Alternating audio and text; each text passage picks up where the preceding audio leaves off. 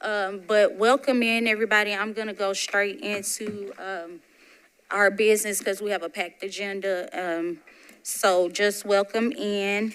I'm going to go ahead and do the attendance as well. If I could find it, I always bury my papers.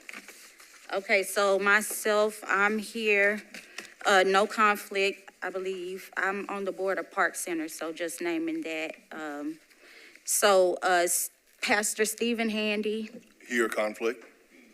and Deirdre Nicole, Liz Mallard. Present, no conflict. Okay. Right there. And Jamie Villegas. Okay. Dr. Exidria Inslee. Present, no conflict. India Panjagar. Okay, Mr. Drew Freeman. Miss Diana Allen Robb. Present, no conflicts. Miss Michelle Southard.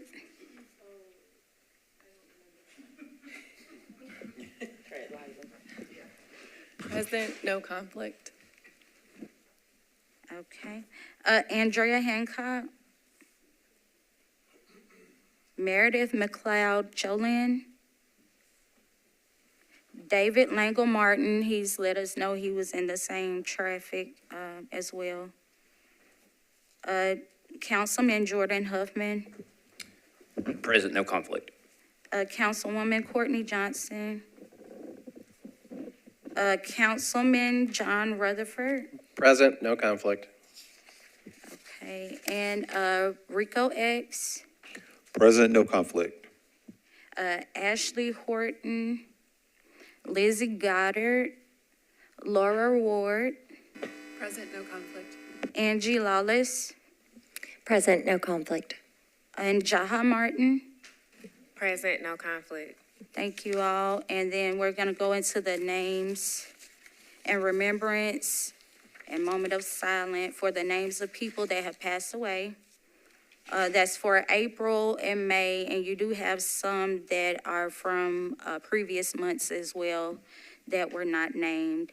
Leslie Woodard Taylor III was January 23 of 2025. William Henry Head Jr. was February 5th, 2025. Shelley Denise Bass, April 6th, 2025. Then you have LaRon Johnson, Alan Murrill, Teresa Glenn, Deborah Flynn, and if we can honor them for just a moment.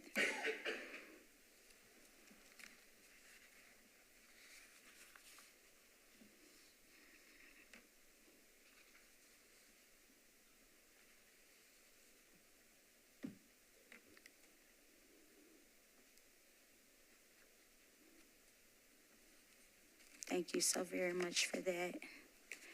And just 2025 minute review. I'm hoping everybody got to look ahead, and if there are not any noted corrections that you all believe need to go forth, we can kind of, for the sake of time, go forth from there. And two, we do have folks that signed up for the public comment on the action item. And the action item we have listed is discussing recommendation on downsizing the Homeless Planning Council. And so I'll go ahead and, in the order they were received, call the people up, and you do have 2 minutes for your public comment. And that's going to be Mr. Steve Ryder first. Thank you, Madam Chair and members of the council. Start, okay. Thank you, Madam Chair and members of the council. I'm addressing Roman numeral number 4, that is the action item, recommendations on downsizing the Homeless Planning Council, and it doesn't say the recommendation from who. I'd like to know who that is. Also, I talked to Raquel. I have essentially an outline. I don't have a proposal, so I don't know if this is properly before you today. So the terms and conditions and everything should be there. The number of homeless, it's just an outline. So I really question that. I'd like to know how many people would be if you're going to reduce to 15, how many are going to be that are homeless. So I want to thank the chair for putting this on the agenda. I don't know if it's properly before you today, but I will say that it's good that we can have a public comment on that. The other thing we bring up at the beginning of the meeting is on conflicts. And one of the biggest conflicts we have is somebody sitting at the table here today who's actually from Metro Legal. Metro Legal represents Office of Homeless Services. They cannot represent and give advice to this group here. You are entitled to unbiased legal advice. Metro Legal represents Office of Homeless Services. It does not represent this body. And so I think it's important that Metro Legal clarify for us today who is their client, because that is really a huge issue for me. Now, you understand you're licensed in the state of Tennessee. You know what the ethical concerns are. I'm not saying I'm going to the board of professional responsibility, but you cannot just go out there and give legal advice without declaring who your client is. Thank you very much. Thank you for that, Mr. Steve. And the recommendation came from the executive committee, and it is, I know, documentation on what the recommendation was. I'm not sure if it's in the packet or if it could be pulled up possibly. Okay, it's in the packet. All right. I know I had seen it before, but if you could go through the packet, it does have the recommendation. It says executive committee's proposed downsizing of the Homeless Planning Council is this document here. If we can make sure people in the gallery can get that as well. And then our next person that signed up for public comment is Mr. Howard Allen.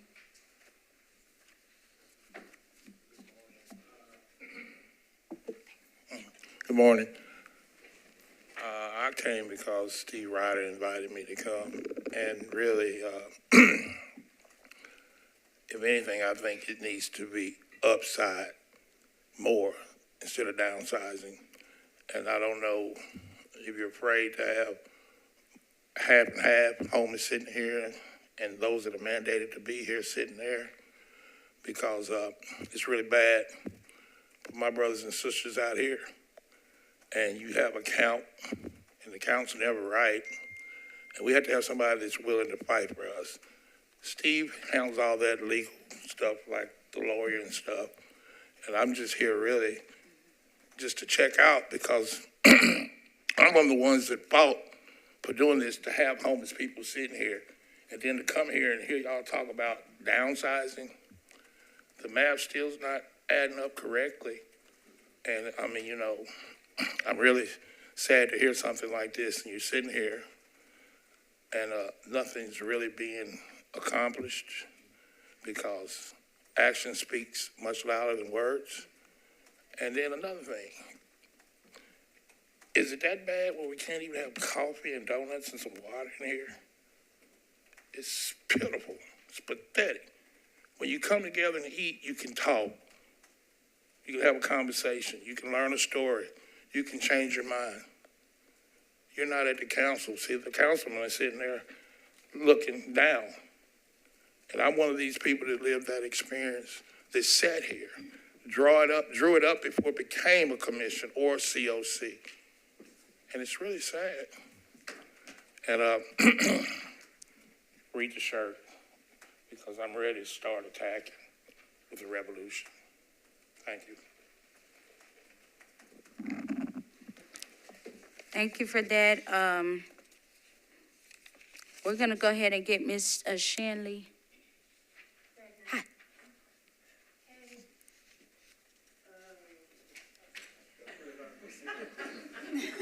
Hey, good morning. First little tidbit, so weird to have to give public comment before y'all have talked about it, so I'm just casting my broad net, and it might not even be relevant, so forgive me or erase this from your memory later if it's not relevant.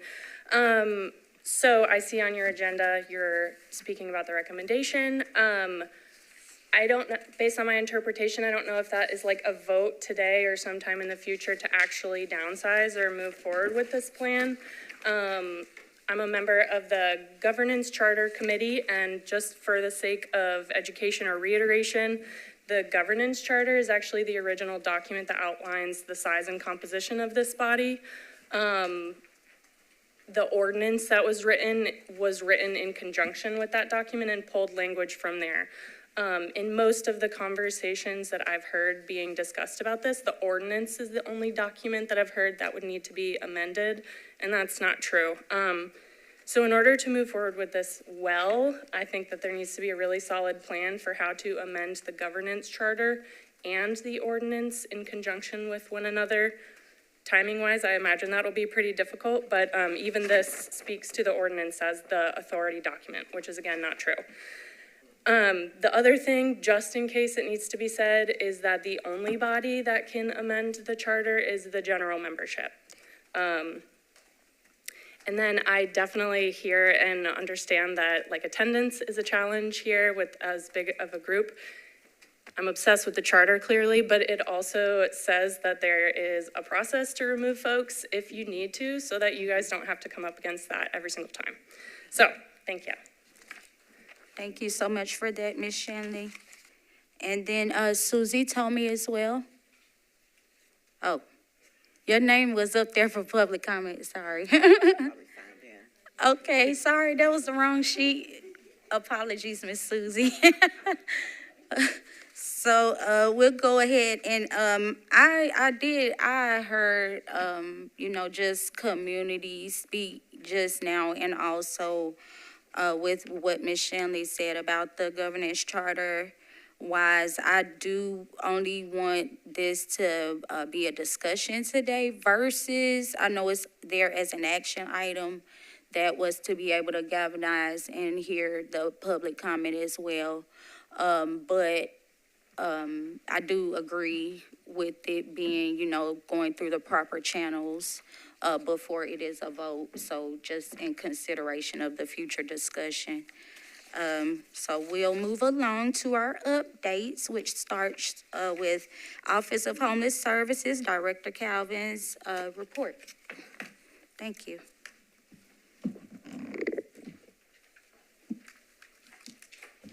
Hello, everyone. Something's going on with me here. Here we go. So a couple of moving parts here. I do want to highlight, everyone should have received a newsletter, and the very back page of the newsletter, there's two really wonderful events that OHS will be hosting in the community. One is, I think, mostly important. Well, both are important, but the May 21st event is really a place for like level setting. Many, many years ago, probably 2 to 3 years ago, former board chair, Jaha said, hey, we might need some mediation as a community. And then so many other things have started to happen or happened along the way. And we were vetting individuals and vetting professionals and other organizations or agencies that we wanted to bring in, and had a really hard time. It was kind of like the Goldilocks effect, too hot, too cold. They wanted too much money. They was not experienced enough, right? We had a lot going on. And by way of Ryan Lampa, he found the perfect person for us. We've had a couple of conversations with him, so he's coming here on May 21st to kind of do the first version of a little bit of level setting and mindfulness and always being aware of how we show up in this space. So if you have not registered, please register. I'm excited for that. And then June 4th is another great event. You see, we have some great speakers there. We have some other speakers like Angie Hubbard is going to also speak. And then Kayla Ritchie is new to our team, but she's hit the ground running and has helped with pulling together some awesome events and trainings that we have. So if you have not registered, please register. One last thing on events. Today is the community needs assessment for Metro Social Services, and it's happening between 9 and 12. And then there's some other really great meetings going on in this space as well. So if you leave here and you have a little bit of time, run over there, because their reports are always very helpful. Community needs assessment, the Metro Social Services. They have and every year they put out a report on needs across the community, and it's always available on their website. It is located at the church on West off of Charlotte and West End area. By the end of this meeting, I'll be able to give you that location. Someone may already know. Charlotte and White Bridge Road, yeah. So that's for events, for the upcoming events. We are looking for more community training as it relates to de-escalation, things like that, you know, a lot of our agencies could really utilize. I think we heard from the community when we had the CTI training that it was really a great way to offer other agencies tools, more tools, just to have in their toolbox. OHS is going through budget season like all other metro departments. We had a budget hearing on Monday. It was brought to my attention that someone thought we should, as a department, bring our budget request to this board first. And the unfortunate piece is our budget request is negotiated about 3 times before it's even public. And so I think that bringing it here would make people feel like they had a loss, like not anything that was promised, but did not get what they were requesting. And so we typically follow the normal process of any other metro department that is pushing forward a budget. So I do want to highlight that the mayor's office and the current administration was really gracious to us. Almost everything we asked for, everything we asked for, we received or received a direct path on how to acquire it in another funding stream, if not awarded. Now, sometimes when it happens like that, I'm like, it was too easy. I should have asked for more, right? But our council members over here fully understand the assignment. No, don't ask for more. So I'm excited to be able to share that. The next step is for it to go before a couple of work groups within Metro Council, and then Metro Council will have the last say on if that overall budget that was recommended by the mayor moves forward or not. So we took some great ideas from our partners in Austin and looking to move forward with that. I do also want to share, let's see, I don't think we have,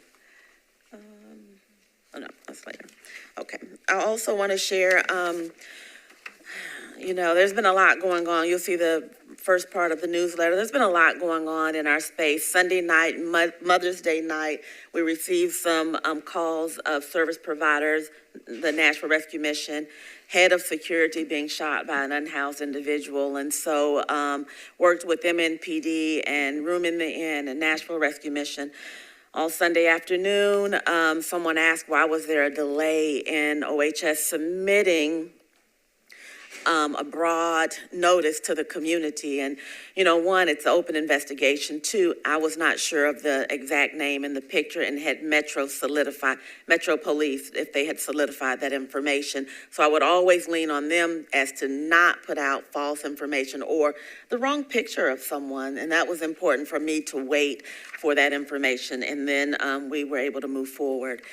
I think that, you know, when we talk about tense times coming out of a pandemic is when we kind of started talking about this mediation stuff. But there's tense times going on now as it relates to immigrants and refugees and, you know, stuff that metro departments or MNPD are having to deal with. And so our unhoused individuals, I don't ever want them to suffer by other things going on around and the focus not being there. So for OHS, we're going to always focus and err on the side of what's best for our unhoused individuals. I think that's about it. There's a lot more going on, but some of that is, I don't know why I didn't celebrate this. Strobel won the ULI Development of Excellence Award. And so, you know, that building is an awesome building. I wish we could have 10 more. I know council members are like, there she goes, right? So we're looking at other ways to bring on units or bring on housing options that may not be as $35 million 5 years to kind of erect, but there's some other short-term solutions, which could be things like non-traditional rapid rehousing funding that's in our budget or operating costs that's non-traditional that's in our budget as well. So we know with our landlord engagement, if you go on that PAD mission site, there's over 700 vacant units and swap committee, the shelter committee, said, does that make me mad? Does that make anyone mad? I'm like, yes, it makes all of us mad. The issue is knowing we have vacant units that have some reduced barriers, but not all the subsidies that we need for our population to be able to afford them. And so that's what our budget request really was for, to help supplement that, because we fully understand that 700 vacant units with market rent still not marketing to our population. One bit of good news is working with MDHA. Shelter Plus Care vouchers are open this month and next month, and will be revisited in July to figure out the number of vouchers that can be distributed. So a little bit of movement there, which is exciting. Any questions for me? That's awesome. I think I saw Angie Lawless first, and then Jamie, then Rico X. Okay, Oh, and and then India. I'll just say, I haven't been on this council very long, so this is slightly out of order, but I wanted to go back to what the gentleman asked in public comment about from Metro Legal. I think it's important when people come that we try to address what they've asked, and so I'd just like to hear.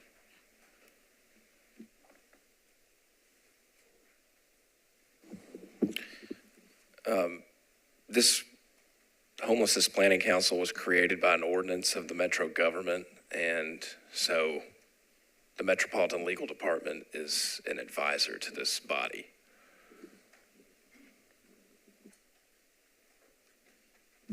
Yeah, that makes sense to me. Just for further clarification, just for my knowledge and ignorance, I guess. And then we are kind of the governing body, but for OHS, or for the, but then from there, that's also a Metro body, right? The Office of Homeless Services, yes, it's also Yeah.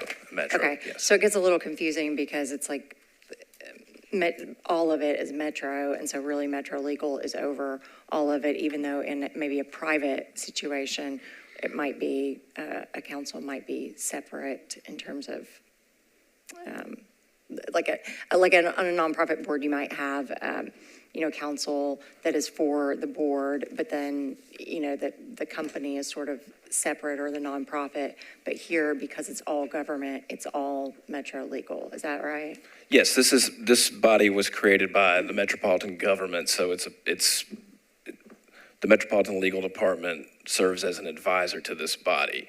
There is the COC general membership. That body consists of, members outside of Metro. We don't advise that body, but we do for this one. Yeah. Okay, great. Thank you so much.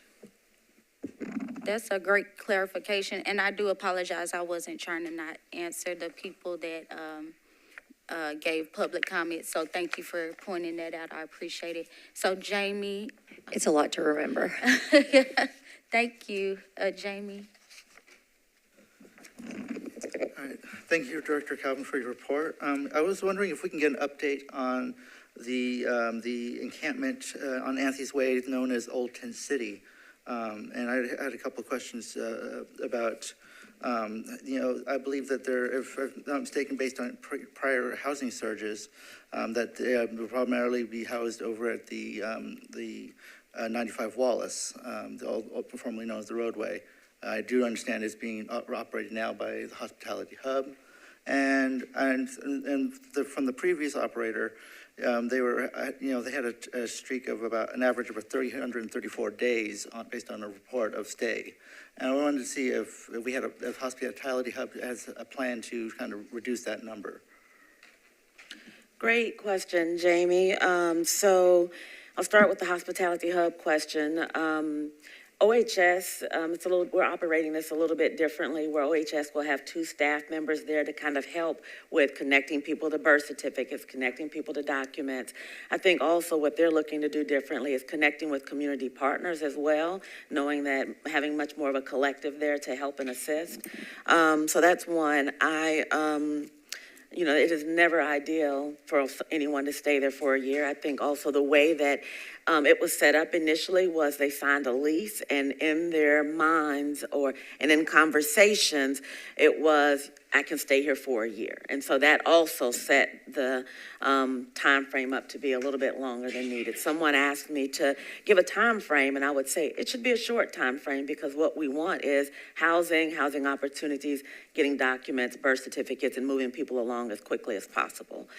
So I won't say how long they can stay there, just because I don't want anyone to feel like that's the ideal goal. And then for the camp, so many things going on. Sorry, I forgot to mention that. You'll see in the newsletter, 72 people have moved and 11 pets. 2, I think, had VASH vouchers and have moved in or had opportunities coming along the way. I think someone moved into PSH. Sorry, I don't have that number broken down. I was rushing today and left some things on my desk. But one moved into a PSH, and we're partnering with a lot of shared housing options. I think on the other side of what's going on with vouchers, we've been looking for shared housing opportunities and probably been discussing it for far too long, but not really moving in that direction. So maybe about 3 months ago, I asked the team to develop our landlord engagement team to develop a shared housing policy and procedures, and so how we can engage, because we get a lot of calls for people that are operating recovery houses or halfway houses or group homes or any other shared housing setting that want to partner with us. And so I felt like we needed to draft a strategy. And just like everything else, as we start moving in that direction, Susie received an email from the Shared Housing Institute, who actually has a certification that our team is working towards now as well in order to help with that. So we will host monthly shared housing meetings, just like we're hosting monthly property managers meetings as well, so that we make sure that they understand the clientele that we serve, some of the unique needs, and how to cater their programs. If they want to partner with OHS, how to cater their programs to be able to fit that need as well. Hopefully I answered all of your questions. You did, thank you. And if if you'd like, the Housing Opportunities Committee, we'd love to partner with you in that effort. That was Mr. Rico.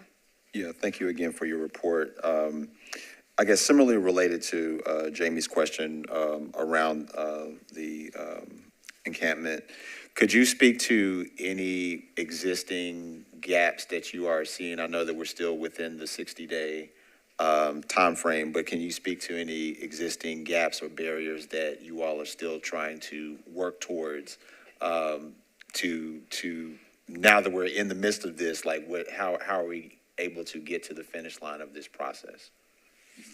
Thank you for that question. We have 6 people living in RVs, and those RVs are not equipped to be driven out of there. We've worked with several KOAs on if we could help get them towed to those locations. The concern is the age of the RVs. Are they in working condition? Can they have unique connections? We had to get the VIN numbers to share with other metro departments to be able to figure that out. I think that a couple of them, 2 that I know of, have said, hey, we're just going to move in the roadway. This thing is no use to us, essentially. I know there's one that has 8, that's a huge gap, that probably is the one with 8 pets and an RV. And so we're going to look into other creative housing solutions, whether it is rental property with a yard for the pets or other RV options or trailer rentals.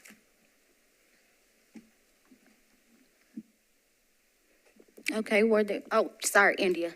I apologize. That's all right. And this one is piggybacking off of Rico's question about Old Tent City. And I'll be going down there meeting with, I know Joseph's off today, but Madeline after this, just to see if there's anything we as a non-metro entity can do to try to help fill some of those gaps. But my question for you about Old Tent City is, come June 2nd, which is the date that the signage is up at camp, if there are people, especially people with multiple pets and RVs, like what is the actual plan on that day if there are people who do not want to leave their RV and we have not been able to find a creative solution? Like actually, what is the plan? Like are MMPD officers going to come and physically like remove them from the property, or what is OHS's plan on June 2nd? So in closing all of the other camps, we've never had to utilize MNPD in a situation like this. It is unfortunate that several of the people down there say that they hear from advocacy agencies that they don't have to leave, and if everyone's not gone, that they will not have to leave that camp. So some of that, when we talk about a plan and a plan of action, it's about sharing a positive message and ensuring that the individuals are hearing that this is what's best. This is, someone said that me talking about the living conditions of the individuals down there was offensive to the individuals that live down there, but those are the things that drive our motives, right? That it is beyond cruel. It is beyond cruel to allow individuals to live in a situation like that. When we have housing options, we have housing resources, and we have supportive services on top of that as well. So I think that between creative conversations, I appreciate multiple non-metro entities have been down there to help with encouraging and help with getting people to move on. Even individuals that reside in the camp that's moved on has come back to the camp to say, hey, where we're going is great. You should come as well, with helping to share positive messaging about where they're going. And so for me, it would not be where we have a standoff. We should never want to have a standoff with a metro entity and an individual. And so for me, these next 2 weeks is where we go, all of the creative solutions that we can come up with for the one individual in the RV with the 8 dogs is where we're going. Yes, and we don't want there to be a standoff either. I think we come from the lens that, we talk about what does it look like to practice trauma-informed care, and even though these RV conditions, some of them are admittedly, not great, but that at the end of the day is someone's home. And I think it can have, and like we've seen it have really detrimental consequences in terms of breaking trust when you speak in certain ways about someone's home, even if it's an unsafe condition when they've been there forever. That's a lot. I don't want to, continue to talk about that. I just have a few really specific questions. One, how much are we spending on the mediation event as a community or as with Metro dollars? What do you mean? The remediation of the land? No, sorry. Separate from Old Tennessee. These are just a couple really quick questions. I don't have that information in front of you. I believe it's probably no more than I don't want to give a number over here, but I can get you that because it's a small number. Okay, thank you. I'd appreciate that number. And then just another quick question from the April report highlights. There's this last bullet on page 3 that talks about Shelby House, and I was just hoping for more transparency on this last bullet item because I've heard different pieces of information from multiple different entities now, and so I would like to know if those 14 units that were brought online through the Affordable Housing Gap Financing Program, I've heard that that partnership did not work out and that those units may be coming offline. Are they coming offline? Have they come offline yet? And have the individuals that had been moved into those 14 units, have they been moved out and to where? Yeah, great question. So always remember this report was shared with Metro Council last month. This is not the current report. So we would never bring a report here prior to sharing it with Metro Council. And it's not due until the end of the month. So those numbers will change and this report will be updated in less than 2 weeks, I think, is when it's due to Metro Council again. So what you all have in front of you was last month's report. We have been working with Shelby House. Shelby House was a unique situation in where they are on property that has abstinence-based program like Samaritan, and having a housing first, abstinence-based, and mixed use has proven to be difficult. We thought that it would be difficult prior to them applying. We had multiple conversations with them on the population that we were looking to serve.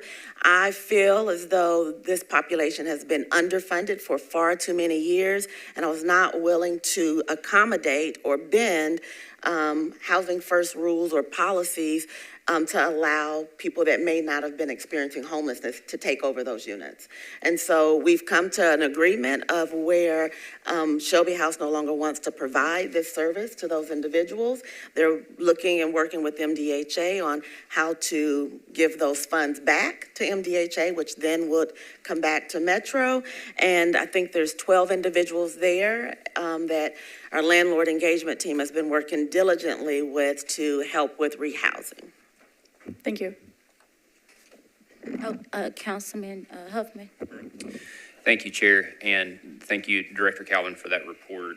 One item I didn't hear you talk about that just wanted to inquire with.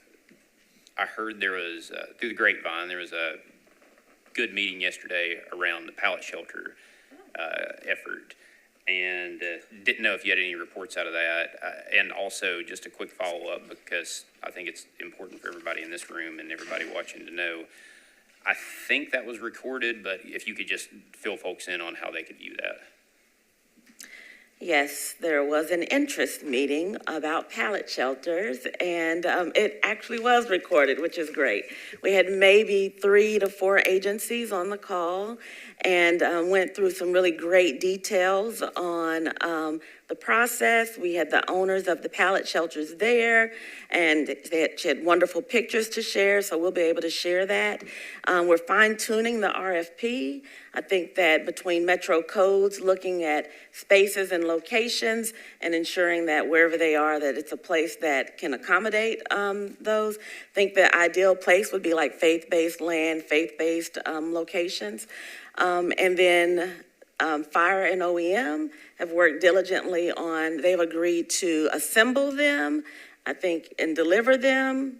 And they've also put there needs to be a thermal barrier sprayed on all of them. So the state, I think, recommended the thermal barrier, and they have to be 12 feet apart just because of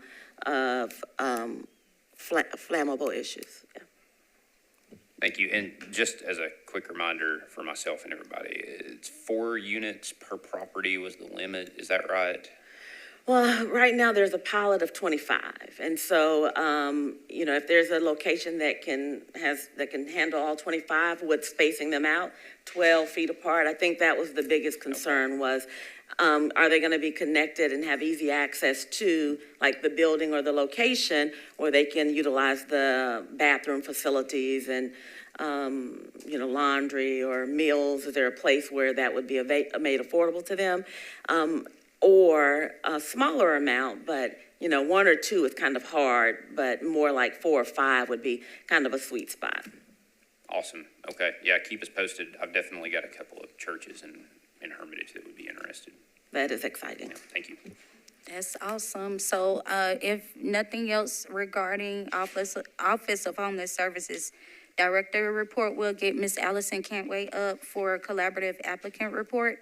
I am gonna announce the all except for the action item. I don't know if we can move to omit them until next meeting just for the sake of time, because we're really close to 10. So you all will get to finish your reports and everything, and then we'll just go right into the action item discussion only. Just making that clear, it's no vote. But thank you. Good morning. I'll move really quickly. So we are still awaiting contracts from HUD for the COC projects. As far as I know, only one agency has received a contract, and they only received one contract for one of their projects. So we will keep y'all updated as we hear more. As the collaborative applicant, we are going to start the process of monitoring very soon. So we plan to start that process in June. We're finalizing our monitoring tool right now, which is based almost solely on the tools that HUD uses whenever they come to monitor, so that if that does ever happen to any agency, they'll be well prepared for it. And also, I will share that the president released a proposed budget. It's called a skinny budget because it doesn't have every little detail in it. But I bring it up because it does propose pretty drastic cuts to HUD, including a $532 million cut from the homeless assistance grants. There's also a proposal to consolidate COC programming with HOPWA programming into ESG.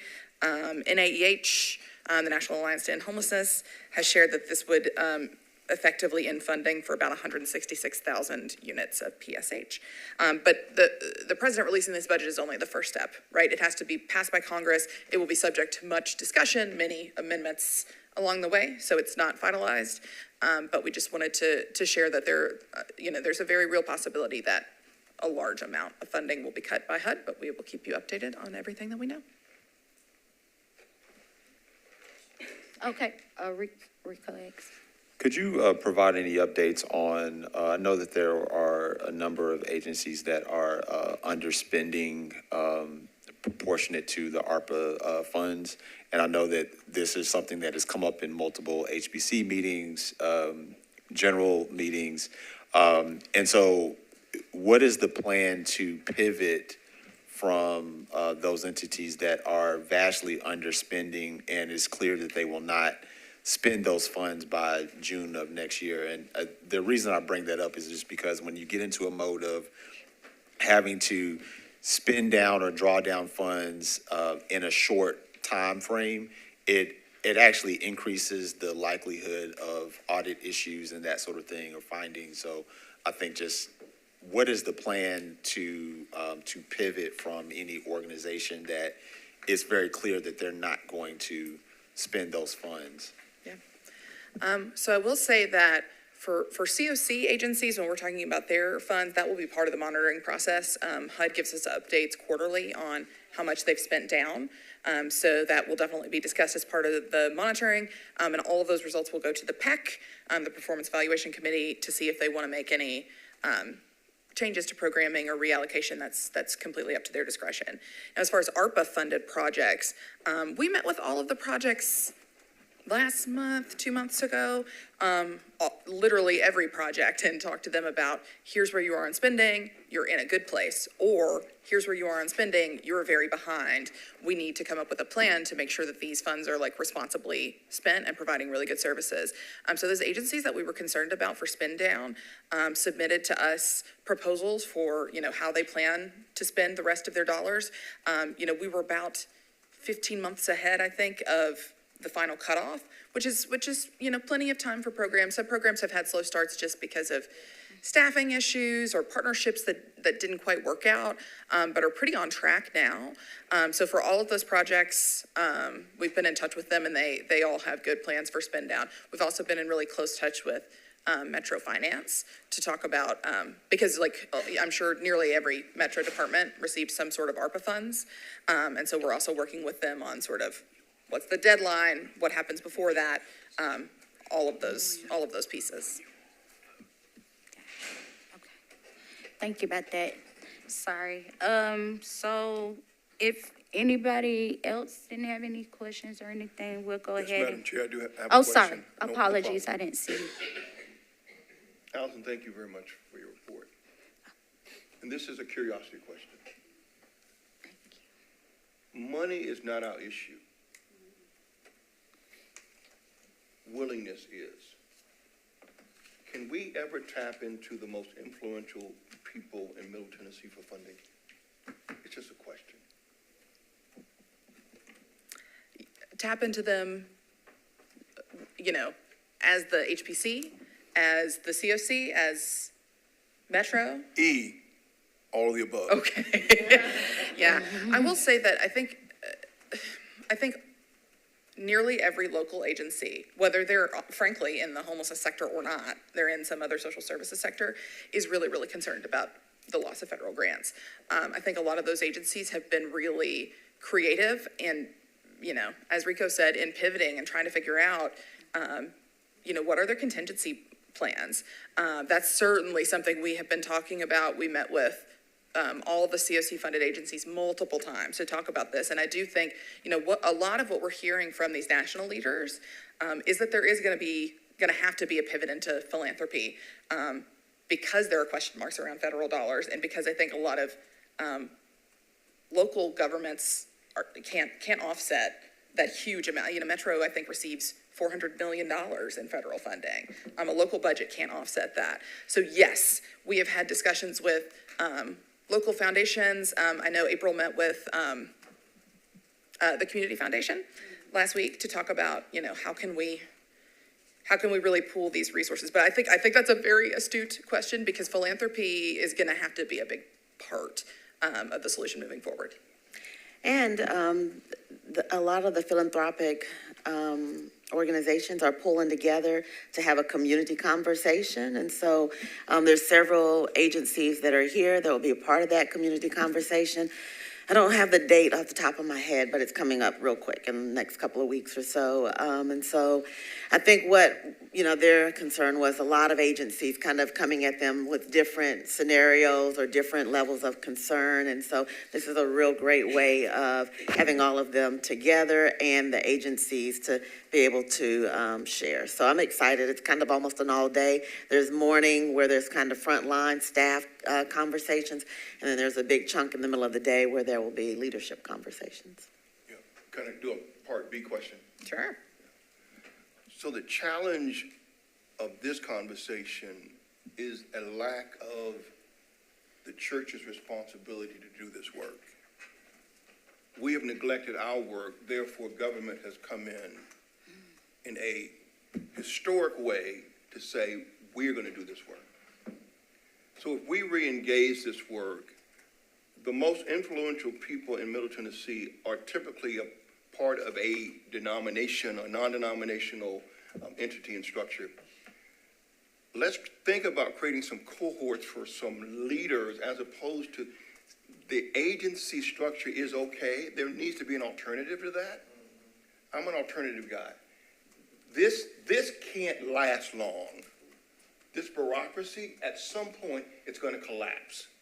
I don't know when. I'm not a fortune teller, right? But I do know we've got people who are sitting in religious entities, whether you're Muslim or Jewish or Christian or whatever. And at the heart of who we are as religious bodies, we care for poor people. That's who we are. We have not done that well. Now it's time to reimagine not only governmental, but nonprofit, philanthropy. There needs to be a triad or a four-quad understanding of what leadership looks like in the next generation. This leadership model of government only and nonprofits, it's missing some segments. And we've got to reimagine this today. Amen. I agree. I'm clapping without clapping out loud. So we'll move along. Thank you, Miss Allison. That was awesome. Both of y'all, sorry. But Homeless Management Information System, Miss Kelly Muldoon, sorry about that pronunciation.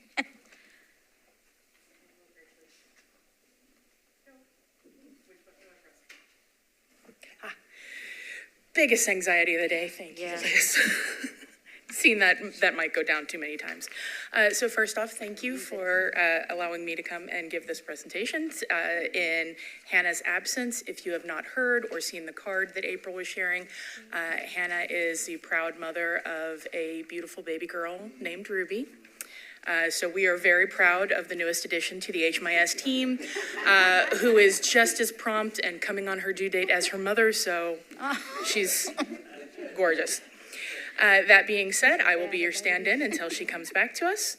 So with the HMIS data, you should have the handouts there in your packet.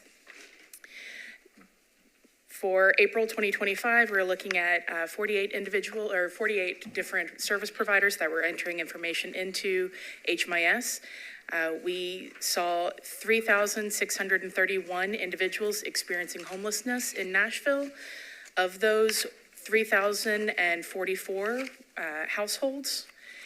Those households were broken up into 263 families, including 414 children, and 2,781 adult-only households. And over the last 12 months, we have seen a total of 10,626 unique individuals. At the bottom there, you will see the data for the mission. We are hoping that sometime this summer, we will finally have the ability to incorporate that with the larger numbers. But in April, the mission saw 2,145 individuals that we were able to capture in HMIS. Of course, those unfortunately are not deduplicated with the larger number that we have. On the next page, of these individuals who experienced homelessness in April, 283 or 8% were veterans, which is down slightly. It was a point of a percentage, so not a huge decrease there. 1,740 or 48% were experiencing chronic homelessness.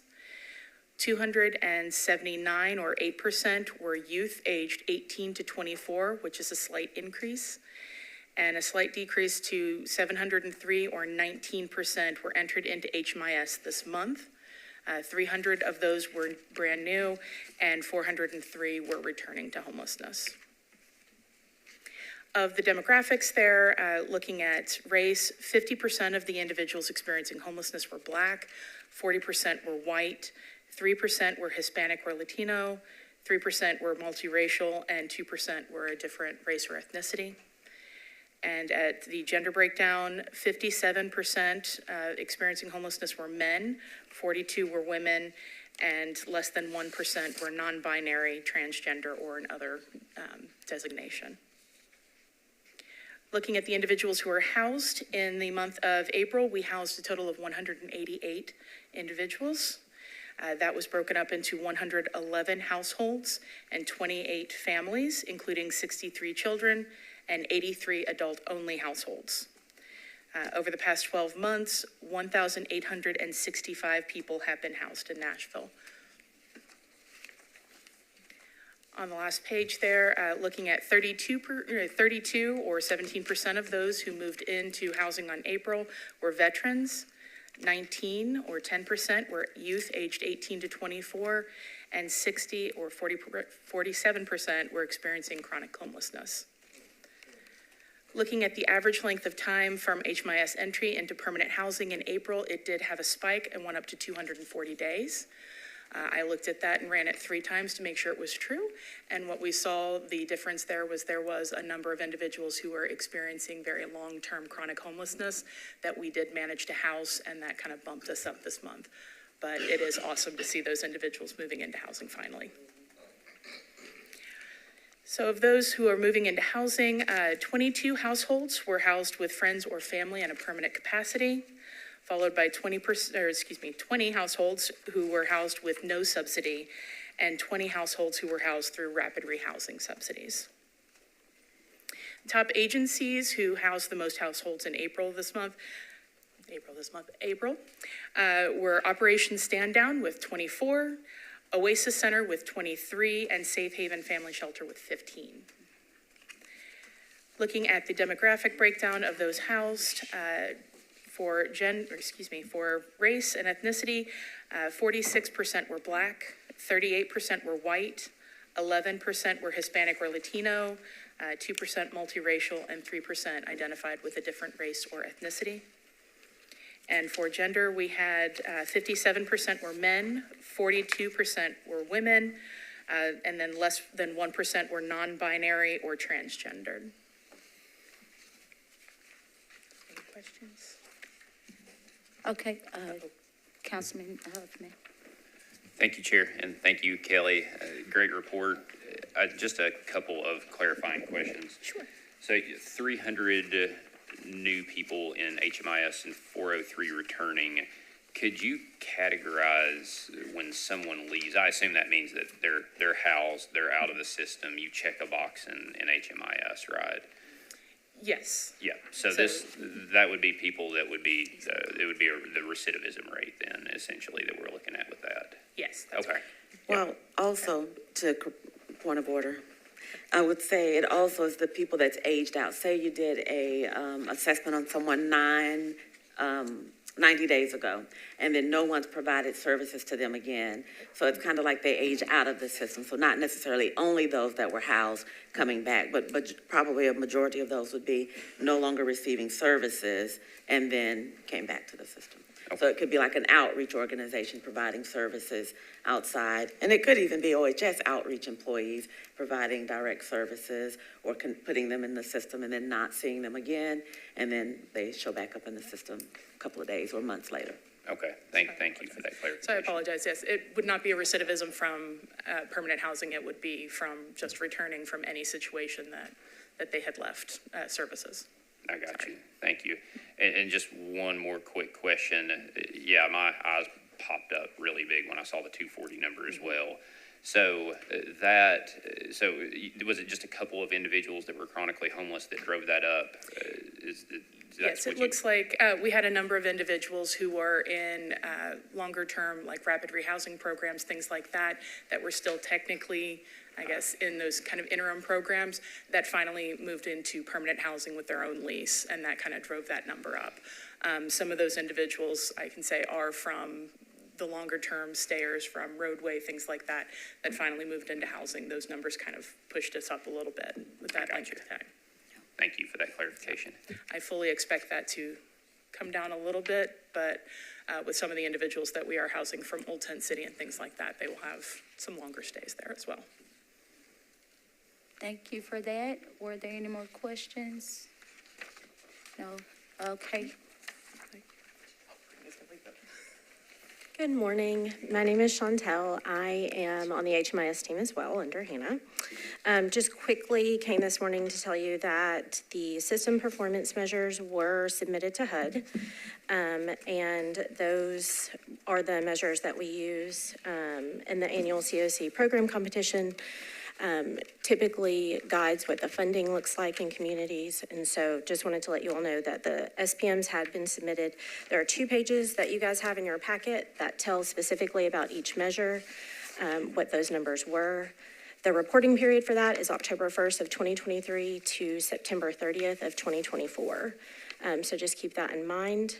If you have any specific questions that you have for the HMIS team regarding any of these measures after you guys look through these, feel free to send an email to the help desk and our team can get together, respond to any of those questions that you guys might have since we're short on time.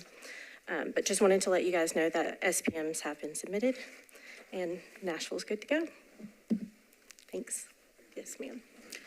One more thing while we're talking about HMIS data. Today was the day, or yesterday? Yesterday was the day that HUD opened the portal for our PIT count numbers to be entered in.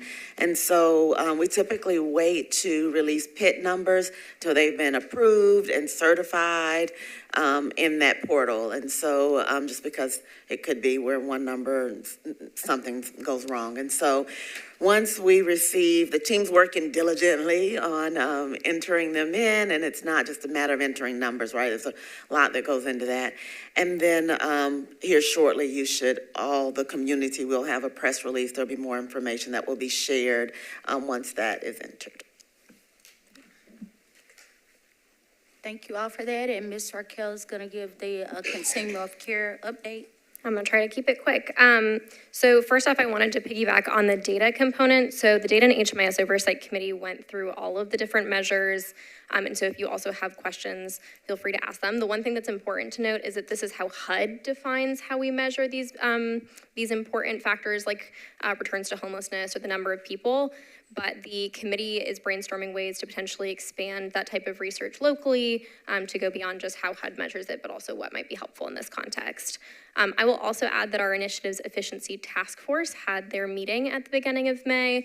They reviewed a lot of feedback from the most recent general membership meeting about how to improve meetings, how we can handle grievances, things of that nature. They're trying to move quickly, so one of the first things they're piloting is they're working with me on a newsletter. So after today, I think I'll send it out tomorrow. It'll include a lot of updates that you receive in your packet that we can send out to the general public that gets listserv emails, as well as any calls to action or things of that. So if there's other messages, feel free to reach out. And then I think the other big thing to flag is that our nominating and membership committee met yesterday, and they're gearing up for elections for the Homelessness Planning Council at the June general membership meeting. We got a lot of nominees in, and so they're reviewing both who has accepted and who has declined, as well as assessing if they, like how many people meet some of the target expertise that was outlined at the most recent general membership meeting. So more to come on that.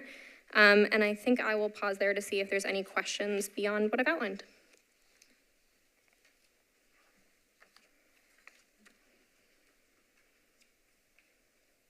Jamie? So Has the membership and nominating committee considered the potential for the downsizing of the council? Yes, so that's been discussed, and they've been kind of working through both a plan of action if downsizing were to happen before this election, as well as a plan of action if not. Based on what has been outlined, if there were to be a downsizing, there would be 1 seat vacant this summer. If there was not a downsizing, there would be 4 seats vacant this summer. So regardless, we have to host an election, which is why they've proceeded. That's good. Anyone else? Okay, and we'll move into the kind of amended agenda, last item, which will be the action item, recommendation on downsizing from the executive committee. So I think this discussion means what we would be able to bring to the general membership as the Homeless Planning Council from what was recommended from the executive committee is what we're discussing right now. And I think whether or not that is something we see fit to send along and or what that looks like. Just, I wanted this to be a communal conversation amongst everybody to be able to, just to Ms. Shanley's point of sending it on to the general membership for voting there. So just opening the discussion. I think for me, I see the recommendation, but I don't necessarily see how, in terms of what would be the process for downsizing, people rolling off, when it Raquel was over there, when that corresponds with, nominations, just, and I think for me, in order to fully consider a proposal, I would like to see more detail in terms of what does this actually look like in practice? Because those details, I think, do matter. I think that's huge. Jamie. So I agree with Deanna on this. It feels this proposal is well thought, not well thought enough. I feel that we definitely need a definitive number of people with lived experience to find as part of this proposal. It also is a proposal not just for the general membership, but for the Metro Council, who is, who established this council by ordinance. I feel, while I do feel that we do need to consider the downsizing of this council, as we've had attendance issues in the past, just without a specific layout of how this, any kind of attrition would happen or anything, and without general guidelines as to, how is, with this being so close to election. I'd hate for us to elect 4 people for HPC from the general membership until then find out that 3 of their seats don't exist. Right. So I said, earlier this year that we needed to move definitively and decisively. Right now, I feel that this does not include enough details to take up at this time. Agreed. Anybody else? I'd be curious to know, have we ever had a full body of membership? We've got a number here that says 25 members. Have we ever had 25 members? Not consistently, I don't think. It's, So what's that these average? numbers here, you also have in your packet that shows very clearly the attendance. I would like to call that out, to show exactly what you're speaking about, those, data points. And, I think, oh, thank you. She knows I buried it over here. But, yeah, just being able to see the attendance across the years tells us that story very clearly. So does the attendance trend reflect the new proposal? That's a good question. Because You could go ahead, Ms. Child. my observation is we've got a lot of folk on paper, but not in presence. Correct. And if we can get that number over a 2-year time frame, that will help us understand the number that should be closer than what we're maybe projecting. Yes, and I recognize you, Ms. Child. Thank you, Madam Chair. I just wanted to point out, I know we've been talking about this for a while, and I know it's not as clear in what's written, and it may just not have been captured, but when Jamie talks about clear and decisive, it was my understanding about this time last year, the proposal was the 17 at this. It was by attrition. I'm not sure. I know that and I definitely respect the general membership has the right to have that conversation. I think that with this body, what I would hope we can propose is that if it is the 17 members, it's by attrition, naming out what those members look like here as the 11, as just a recommendation to maybe give something more concisely to the COC to consider. I know they've had several conversations, but to my understanding, I'm not sure what has been the clear recommendation for that. I hear that folks feel like downsizing this will not move the work along. But when we look at the average attendance, it is in alignment with what is being proposed, even with the data that has been presented. And I think at this point, as we've heard with the state that we're in terms of funding, in terms of what people can and can't do in terms of providing services, how do we move past these pieces, which are important, but we're making sure we're getting this work done. And every time we look around, half the time we're waiting on folks. Our council folks have been great. I think that their attendance has been really steady these couple of years, but taking away their vote. And then I know there was conversation at the last general body member, and a recommendation was looking at attendance. There's now a new Metro law that is in effect about that.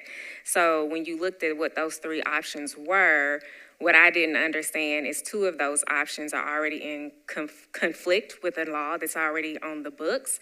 And I'm with Shanley. I think at this point, we need to look at the charter. We need to be about the action. We need to get these people removed who are not attending, which ultimately, even though you voted at the end of the day, unless the new charter, I missed it, it does become at the discretion of the mayor, which is fine. But I think at this point, I would really urge this body to put something concrete in motion, make a recommendation so that we can move this along and not continue to have a discussion for 2 years when this can actually be an action that is taken care of. If people are serious, most boards are small. We should not be the second largest body of Metro Council. Work can still be done. And then I just wanted to put that out there. Thank you very much for that. And Yeah, just to Mr. add Rico? to that, I mean, if, from an optics perspective, and to Pastor Handy's question, what we have now is pretty consistent. So that's what, 15 people that are here now, today. In my experience, there may only be like one member that's sitting at that table there, if any. So I am supportive of downsizing. I am personally concerned about just making sure that there's something baked in terms of proportion, in terms of people with lived experience. Because I think that that's extremely important to at least maintain that level of proportion on this body. But I think that the issue around if we downsize, we're not getting the work done, I disagree with that. I think that we're truly discounting the work that is being done in many of these subcommittees, and I think that there actually has been some tremendous work to make sure that there's better cohesion and coordination between the committees. So, most recently started having these all-chair meetings to make sure that the work is being done in coordination and not in silos. So I think that we discount the work that is being done by the committees that make up this body. And so for me, I as a member of the executive committee, that it was, part of the recommendation, I fully support it. I think that it increases the efficiency of this particular body, but does not dilute the tremendous work that is being done across the board. So. Oh, yeah.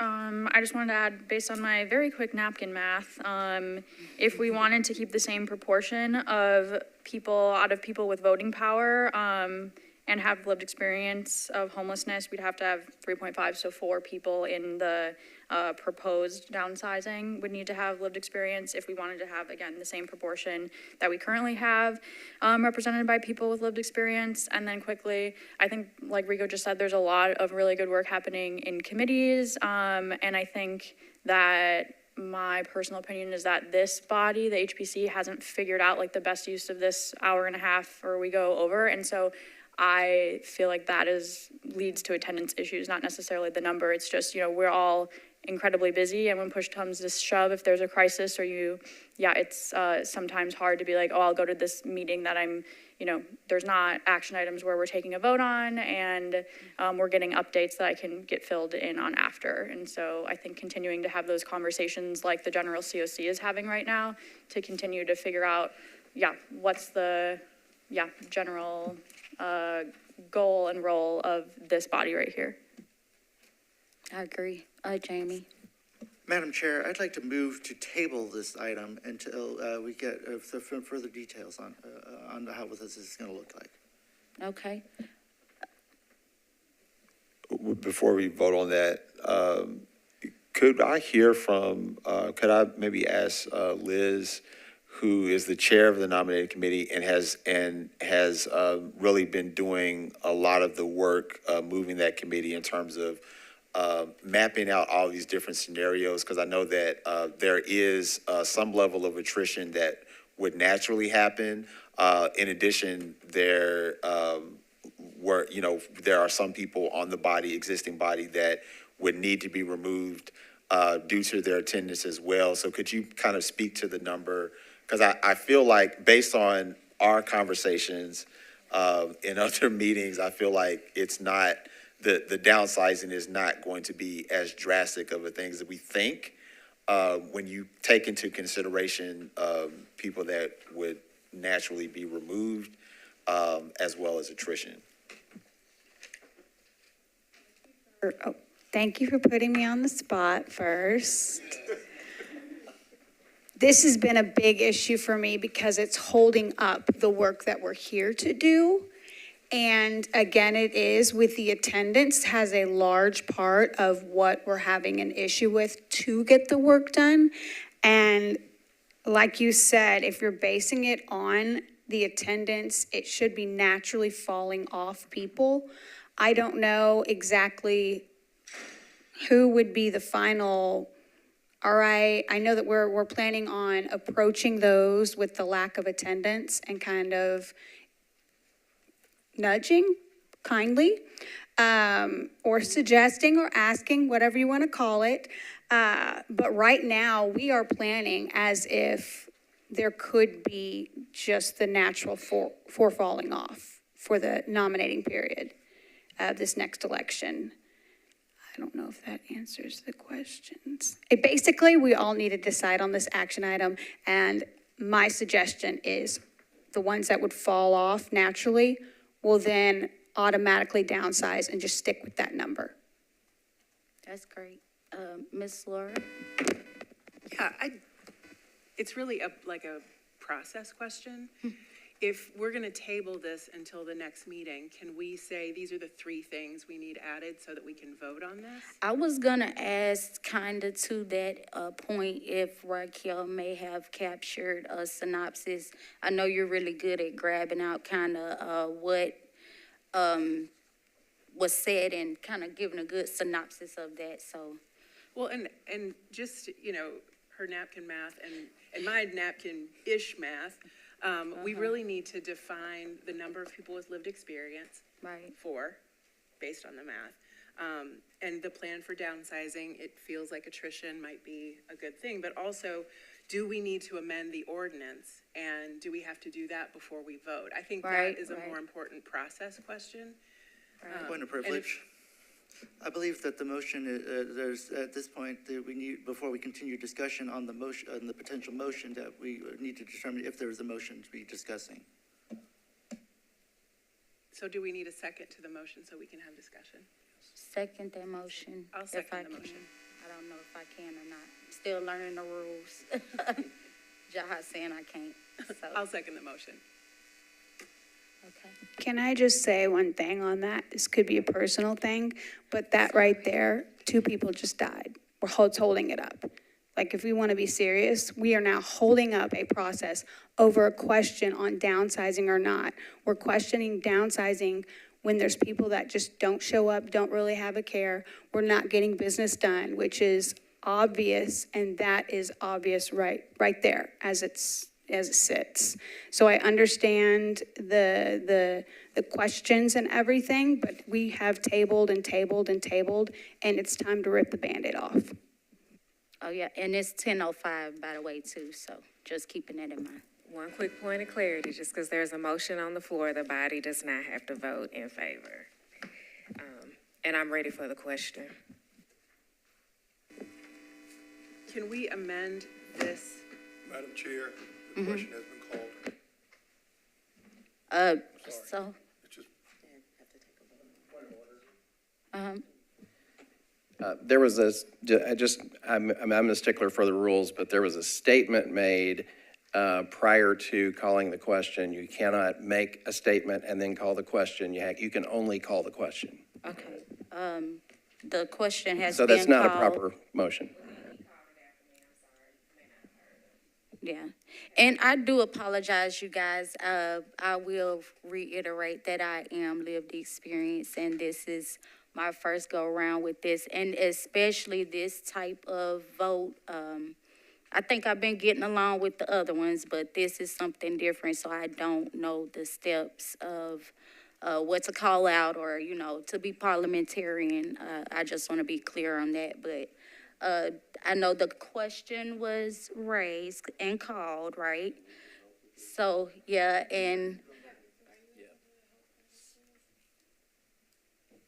So you have a motion and a proper second, and the question has been called, so you take a and vote we on can it. move to a vote. It sounds like it's the next step.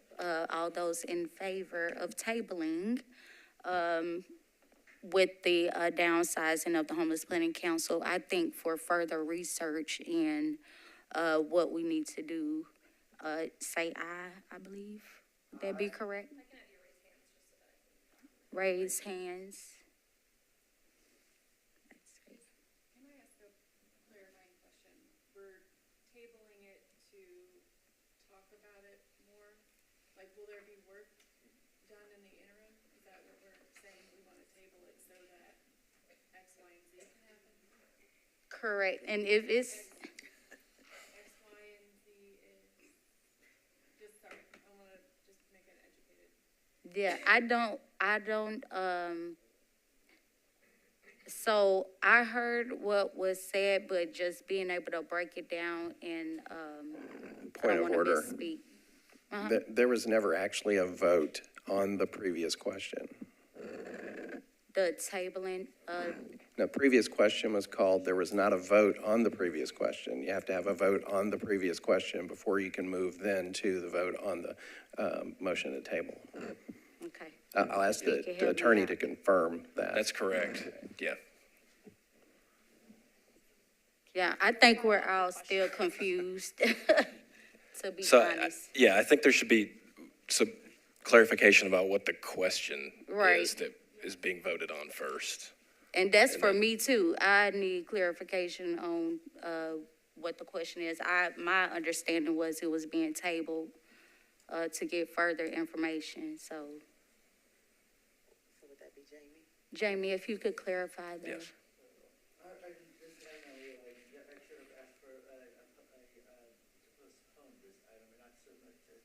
Okay. Defer, okay.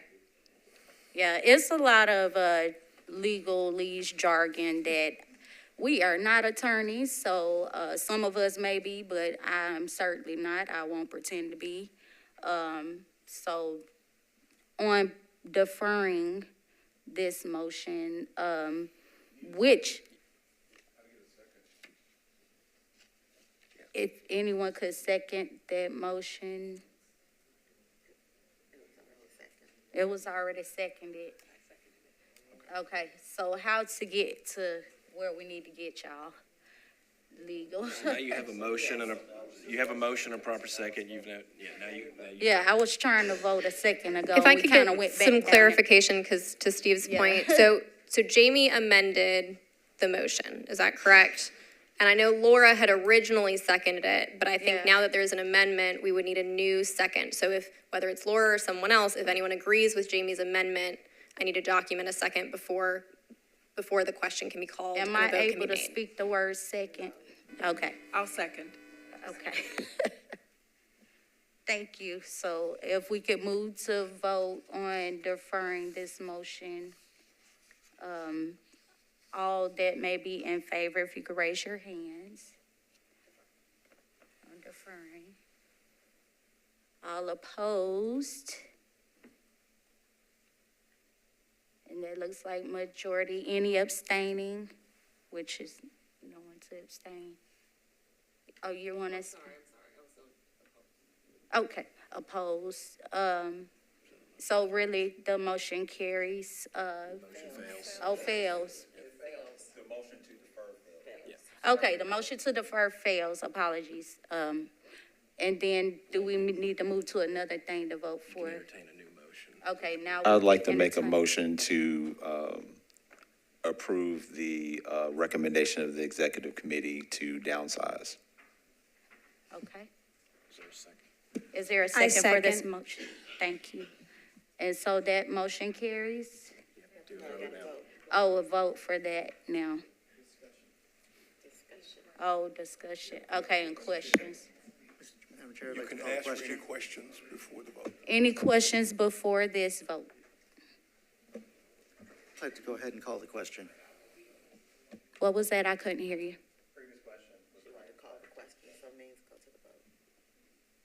Okay, so meaning no, okay. So if we could just go to the vote of, approving the recommendation to go to general membership. Can I make a point of order? I know I'm not a member. I just want to make sure I document it correctly. I know that there was a motion made to move on what is on paper. Is that including a specific number of lived experience or omitting that specification? And, after you. I would like to clarify, or if that means I amend it, but I would like to ensure that there are at least four people with lived experience that is reflected on the proposed downsizing number. Okay. One other quick thing, is that within the 11 that is elected by the COC that's already in this proposal? Because there are 11 proposed to be elected by the Continuum of Care General Membership. So are you recommending that 4 of those 11 be with lived experience? Just all together, so whether that's within the 11 or within the 4 recommended, I think just making sure that there are 4. Oh, 4 out of the 17. Correct. I got you. Okay, thank you. David? The previous question was called and that was never dispersed of. Yeah, I think that went really fast before people had a chance to talk. I don't know how to go back into that, so I do respect that people, So, yes, so you need to have a vote on the previous question, since that was called. Okay. Can you explain what previous question means? If you want to amend the motion. rescind, yeah, because I don't think people had a chance to talk that wanted to talk. Yeah. Do I need to withdraw it or amend I'd it? like to withdraw my request to call the question. Correct. Jamie just withdrew his question. Okay. Yeah, I saw, like I said, I do not know parliamentarian jargon. However, I do see that went very fast before people were able to speak. So David, I do recognize you, please. Is there a motion on the floor? So you can amend your motion. I would like to amend my motion, not emotion. I would like to amend my motion to approve the recommendation as long as there are at least 4 people with lived experience reflected in the overall body. Can I just make a comment, or is that no? You need a second for that motion first. Second. I was gonna say anybody but me second. But, you were saying something, Mr. Davis. Discussion call. Just a comment that, if I'm understanding correctly, you would like 4 voting members. Right. So just a recommendation to have the language, your motion's language reflect 4 voting members. Yes, so I make an amendment to my motion that the council recommends the downsizing of the HPC with the caveat that there are at least 4 voting members with lived experience. Okay, and I just want to clarify that that we are voting on right now is not the actual downsizing, that it is the recommendation being sent forth to the general membership. I just want to make sure to clarify that for the gallery and out there. With hearing the questions, sounds like we would, what do I need to put? I believe we need a second to his most recent amendment. Second. Okay, any second to Rico's most recent amendment? Second. Okay, we have a second on that motion, so any more discussion? No? If not, we'll go ahead and take the vote. Any yeses to the recommendation? If you could please raise your hands.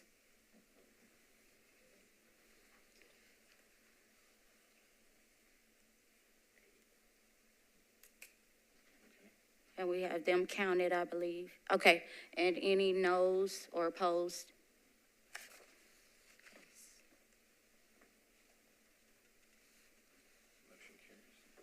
Okay, and so therefore the motion. Any abstentions? Oh, any abstentions? I forgot that one. One abstention, okay. And with those votes counted, the motion carries to send along the recommendation to the general membership. And sounds like governance charter as well would be involved with that decision-making as well. So thank you all for your time. I am going to reclaim everyone's time and adjourn. So thank you all for that. We did not talk about, I'll send it in an email.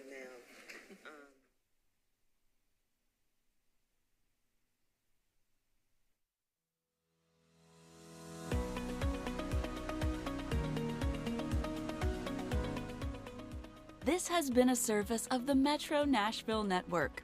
If you would like to see this presentation again, or for more information on this and other programs, visit nashville.gov.